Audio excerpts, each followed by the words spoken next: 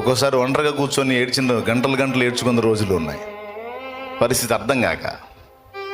కానీ తర్వాత అవన్నీ నాకు ఎలాగ దోహదపడ్డాయో, ఈరోజు నేను ఇలా నిలవడానికి అవి ఎంత ఉపయోగపడ్డాయో నాకే తెలుసు. అది అలాగే ఈరోజు నువ్వు పొందుతున్న అనుభవాలు భవిష్యత్తులో నీకు ఎలా మారబోతున్నాయో భవిష్యత్తులో చూస్తూ ఉన్నావు. పక్క దేన్ని బట్టి కూడా కలత చెందొద్దు, కృంగిపోవద్దు, చావాలి అనుకోవద్దు, చావును కోరవద్దు, నిరాశ నిస్పృహలను దరిచేరనీయొద్దు.